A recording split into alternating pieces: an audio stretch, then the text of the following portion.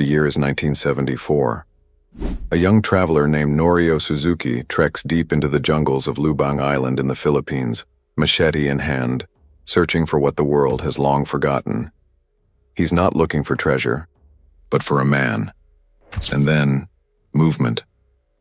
From the dense brush, a figure appears. Lean, weathered, dressed in a decaying Imperial Japanese uniform.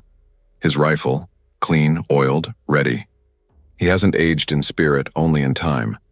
For him, World War II never ended. I am Lieutenant Hiroo Onoda, Imperial Japanese Army. My orders were to defend this island, until the Emperor commands otherwise. The world had moved on, televisions, moon landings, rock and roll.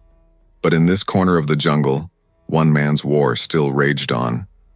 Born March 19, 1922, in Kainan, Japan, Hiroo Onoda grew up in a nation shaped by discipline and devotion. From childhood, he was taught the code of Bushido: loyalty above life, obedience above doubt. His father was a military man, quiet but firm. His mother once told him, "You were born to serve the emperor. Never bring shame to your family." At school, Hiroo was small but fierce. He loved kendo, swordsmanship, and tales of samurai heroes. By 18, Japan was already at war, expanding across Asia.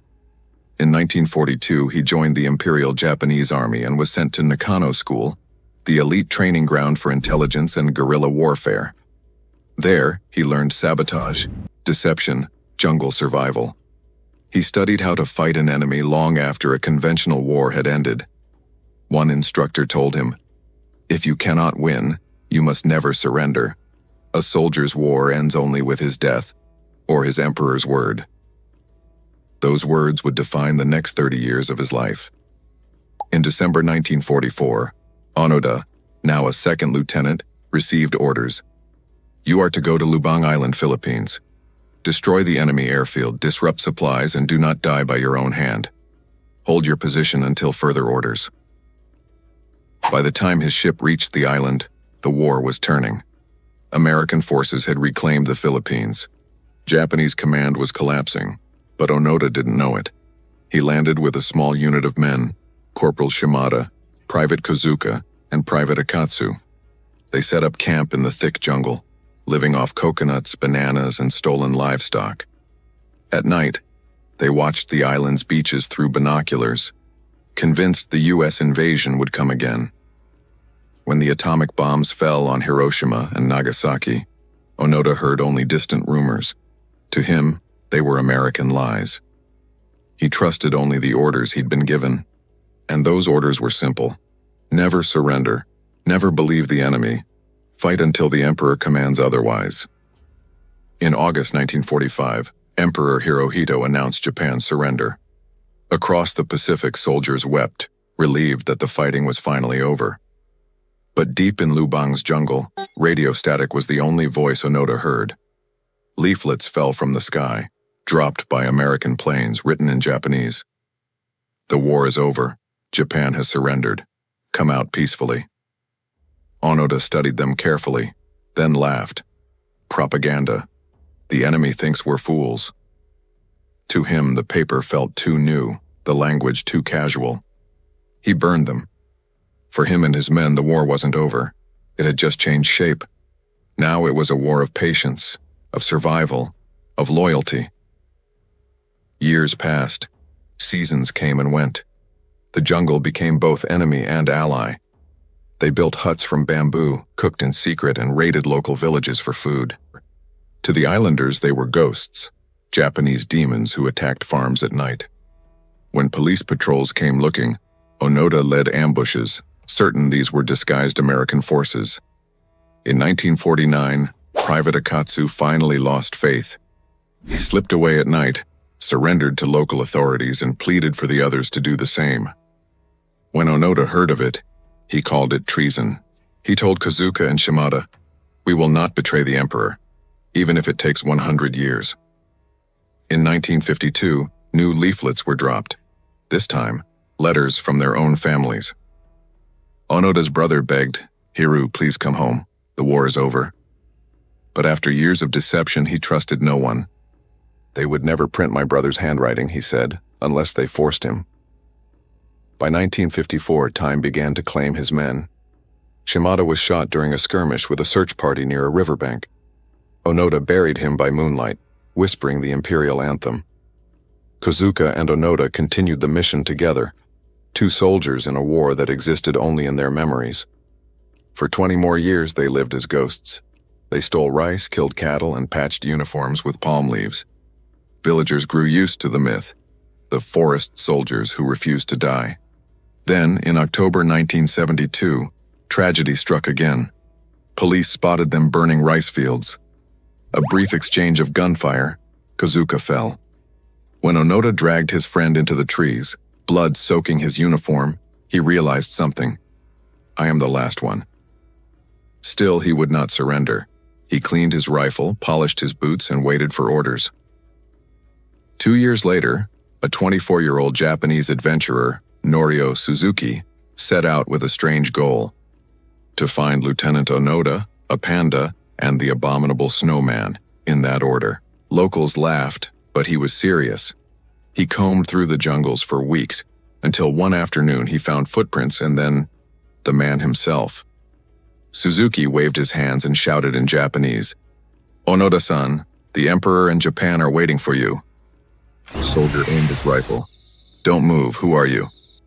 "I am Japanese, and your country needs you to come home." For the first time in 30 years, Onoda's eyes filled with confusion. He lowered the gun slightly, but still, he said, "I will not leave until my commanding officer relieves me of duty." News reached Japan. Onoda's former commander, Major Yoshimi Taniguchi, now an elderly bookseller, agreed to travel to Lubang. March 9, 1974, 3 decades after the war ended, he stood before his old subordinate in the jungle. He wore a simple suit, no medals, no rank. "Lieutenant Onoda," he said softly, "the war is over. The Imperial Army has been dissolved. I order you, lay down your arms." For a long moment, silence. Then, Onoda saluted. He slowly removed his rifle, sword, and ammunition belt, placing them before his commander. His voice trembled. "I have carried out my orders to the end. I now stand ready to surrender to my country." He handed over his weapon, still clean, still deadly, still loyal. When Onoda returned to Tokyo, cameras flashed like artillery. Crowds lined the streets, shouting his name. For many, he was a relic from another time, a living ghost of Japan's past. For others, he was a symbol of loyalty, of honor unbroken by time. He bowed before the emperor's portrait and said, "Your soldier has returned, as ordered." Reporters asked if he regretted not surrendering earlier. He shook his head. "A soldier does not decide when the war ends. His commander does." The government pardoned him for all wartime acts. He was free, but he struggled to understand the new Japan. Neon lights, Western fashion, loud music. This was not the homeland he'd fought for. He moved to Brazil for a time, working on a cattle farm, seeking peace. But in his heart, the code remained unbroken. "Loyalty is my life. I served, and I would serve again." Hiroo Onoda's story became more than a tale of one man's endurance. It became a lesson in the cost of obedience and the power of conviction. Western audiences marveled at the idea. How could someone fight for 30 years after the war? But in Japan, older generations understood. He was not insane. He was faithful. In his memoir, No Surrender, My 30-Year War, Onoda wrote, "Men should never give up. The world changes, but duty remains." He later founded a youth survival school in Japan, teaching discipline, respect, and self-reliance. Not to glorify war, but to remind the young that endurance and honor still matter.